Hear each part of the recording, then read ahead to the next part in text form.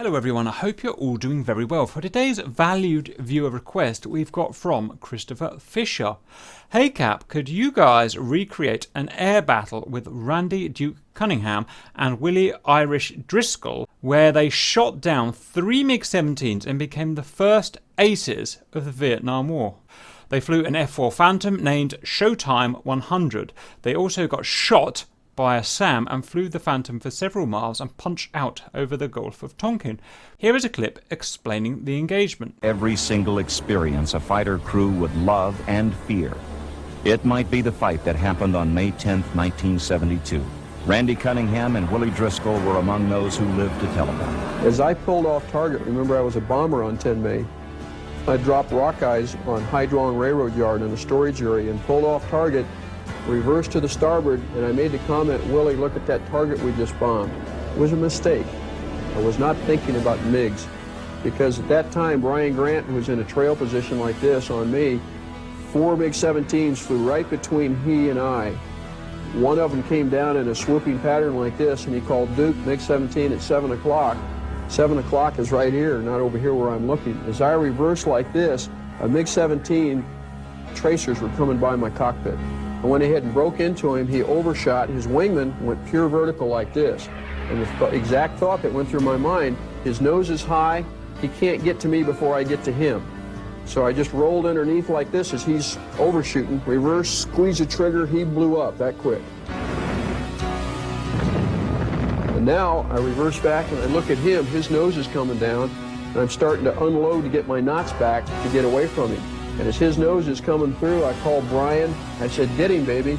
I'll drag him for you. And Brian says, I can't. I got 2 MiG-17s on me. So I unloaded and got away from him. Brian got away from his MiG. We ended up in combat spread again.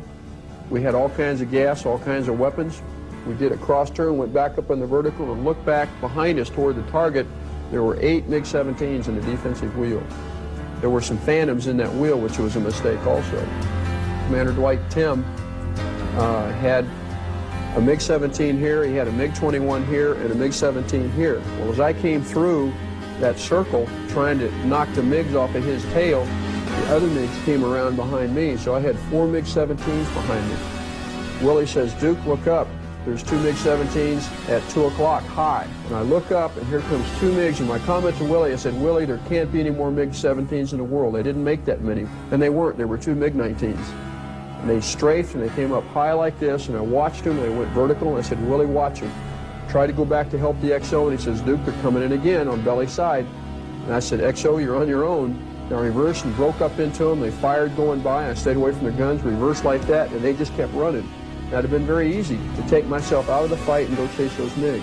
But now the priority, I've got somebody in trouble, my XO. He's almost clear across the circle, so now I unload like the burners again, come screaming down, and those MiG-17s start coming in on me again. So I finally got the XO to reverse. The MiG turned after him. If you look like this, as he goes underneath like this, the MiG reverses his tail, and I'm right here.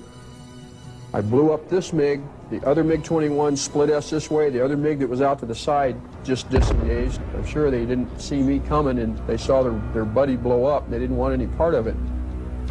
We decided just to get out of Dodge at that time, hauling toward the Gulf of Tonkin. You can see the water up ahead of us heading east, and that's where I saw a single MiG coming at me. My exact comment to Willie, watch this, Willie, I'm going to scare the blank out of this Gomer. Pressed him right down the snot locker like this, and all of a sudden his wing roots lit up with a machine gun, and tracers started coming by, and it surprised me. I went vertical like this. Okay, now my mind comes in, Gomers, unless they had an advantage, would run. Hanoi was that way. Okay? So I went pure vertical, totally expecting the Gomer, the MiG, to keep running and head toward his field and unload. And when I came back over at the side like this and looked in the vertical over my ejection seat, straining to look behind me, I looked up and I saw a little set of Gomer goggles with a Gomer scarf, and we were going canopy to canopy. Came over the top like this, and he shot out here ahead of me. I broke to get out of his tracers, unloaded, went down, and trapped him at my 6 o'clock, which is the wrong place to be. Unloaded the airplane, got 500 knots, working back to the horizon, and then went pure vertical, with 4 or 5 Gs.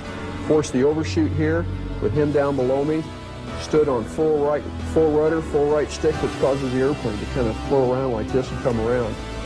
Now, I'm sitting, and I remember thinking at this position, Gomer, you just died. So I'm starting to bring my weapon system on to bear. He waits till my nose is committed, and then he put out his Benson and Hedges, broke into me, forced the overshoot, left rudder, left stick, rolled. And this is called a rolling scissors. Cunningham and Driscoll did not realize it, but they were fighting the North Vietnamese ace known as Colonel Toon, because he had 13 American kills to his credit. They worked hard to keep the F-4 in a vertical plane to maximize the advantage of power and thrust. Running low on gas, they knew that as they lost altitude and speed, the MiG was gaining the advantage. Now, in less than 1 minute, they must kill their enemy or escape. Otherwise, they were going to die. Each time Cunningham went vertical, Colonel Toon would match him move for move. 3 times they went into a vertical rolling scissors, but neither could gain an advantage.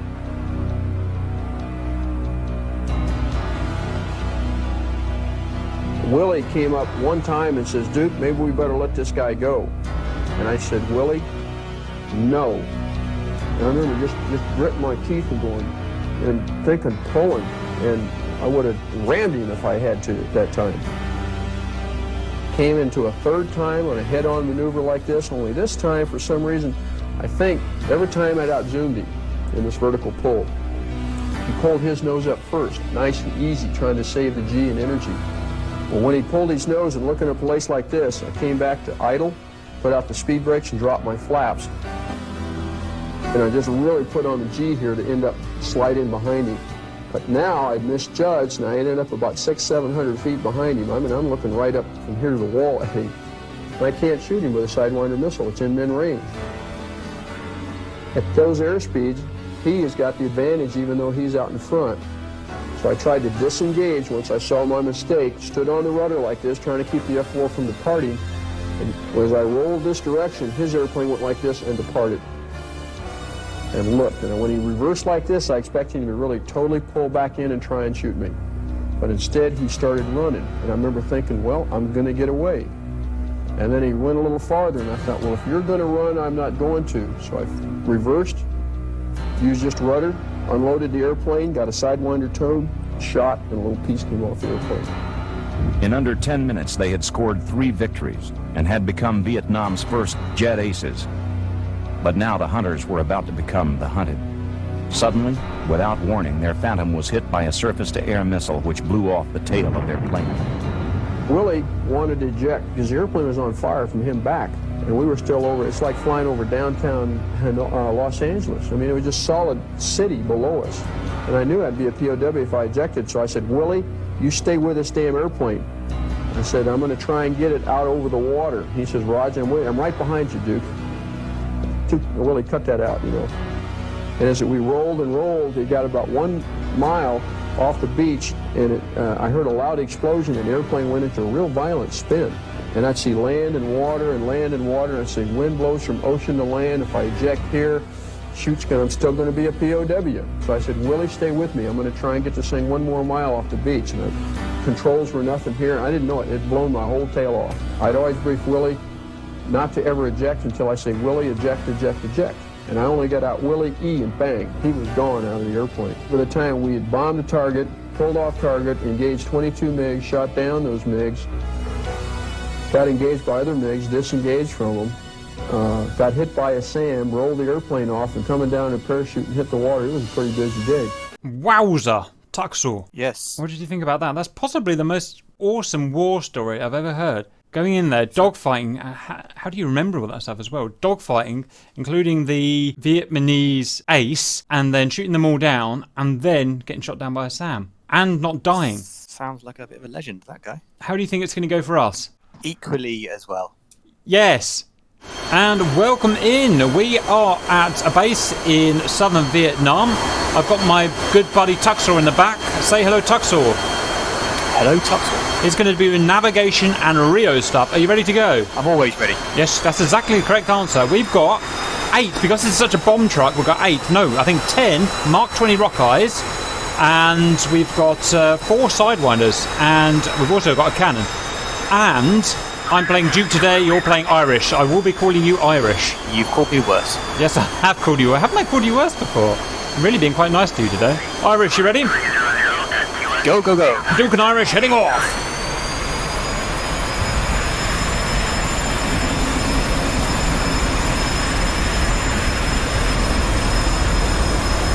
Rotate. You big gal.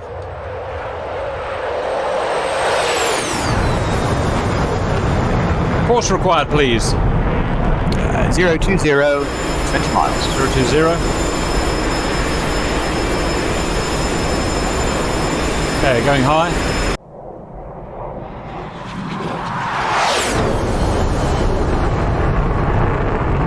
Okay, Tuxor, we're reaching the engagement area. North Vietnam. 10 miles. We got Is it 10 miles to 020? 020, 10 miles. And we're looking for a railway to follow, yeah? Yeah, railway crossroads in the middle of town, or follow it east. Roger, let's see what we can see. Oh, yes, I see it. Stand to our 2 o'clock. 2 o'clock. Oh, sugar, I think I missed 2 it. o'clock, yep. Just turn east now. Turn east, roger. Roads. Rail, found rail. And a train, and right. I think I've got the right direction now. Yep, that's our track. Down we go. Valid viewers, we're going to follow this to avoid the SA2s in the area. We're going to go super fast, super low, Phantom style. Getting our air to ground weapons ready, getting our countermeasures ready.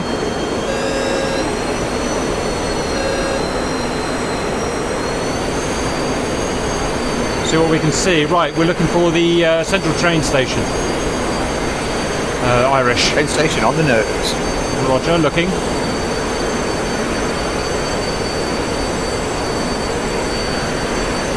Visual, going round.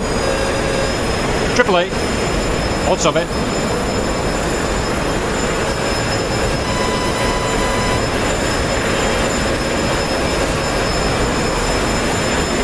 Burners lit on those mighty J79s. Rolling over. Heading in.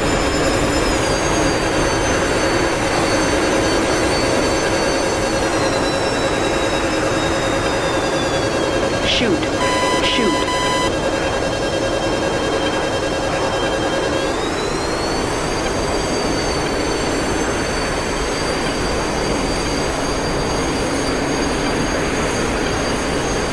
Arms away. Shoot. Did they drop? Shoot. Arms drop. Oh, kills! Good hits. Going round again. Oh, the shockwave just caught up with us. Wow. Powerful bombs. J79's on, going over the top. Wow, that's a big boom.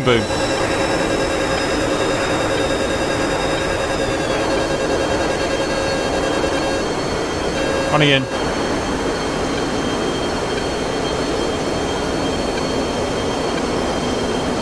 Shoot. Bombs away. I think I've dropped long there. Shoot.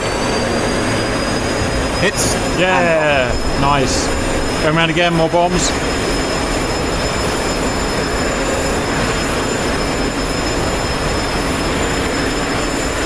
Oh, this thing goes into orbit.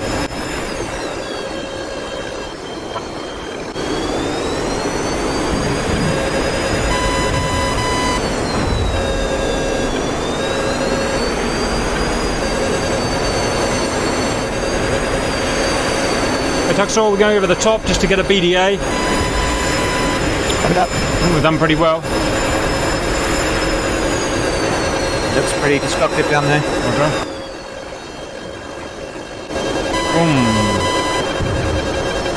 Mig RWR. Eyes on the stalk, please, Irish. Copy that. Tally. 2 Migs, 7 o'clock. 7 o'clock, roger. Air to air mode.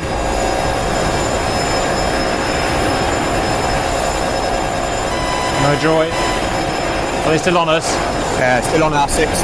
Roger. Okay, I'm going to get some speed in the bird. Jettisoning remaining gear. They've gone high. Tally. Going into the vertical.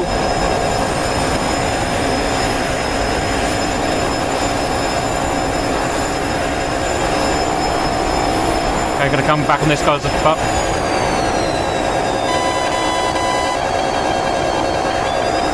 These guys really want to play, huh? Fine. MiG 17. 2 MiG 17s and a MiG 19. I've stalled one out. I'm going after him. No, I haven't. Pull, be a big plug. Pull. Come on. Shoot. Box 2, missed. Square on his 6. One on the nose. Roger. Come on, pull. Stalling.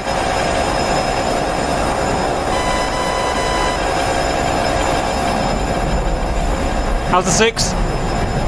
6 is clean. Roger. Okay, I'm going to extend. I'm going to unload. Try to get some speed in this bird. MiG 19 on the nose. On the nose, yep. Pull. On the right. Come on.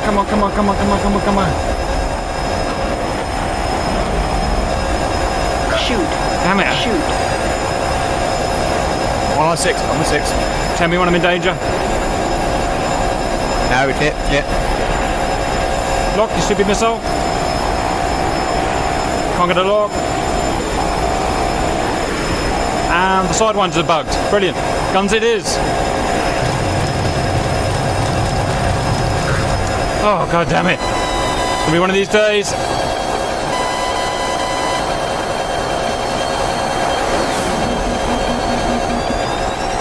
Might have more luck with this 19, to be honest.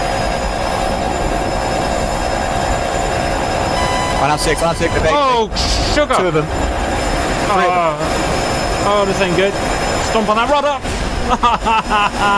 Now we're hit. We're good, guys. We've still got a J79. Oh, pull. I'm losing power. This guy's going to come into me and shoot us. We're going to try and make it to the sea. I do not want to jump out over here. Oh, things have been better. I'm ready to jump. Roger. Come on, run.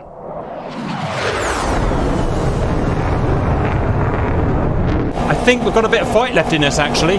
Tuxor, we've managed to achieve 600 knots. I'm going to keep fighting over the sea, and then we can jump out if we need to.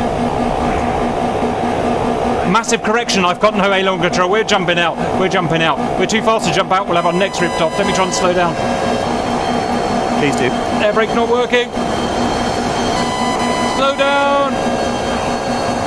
At least we've scared them off. / outrun them. We're going to have to jump out and not take our chances. Now.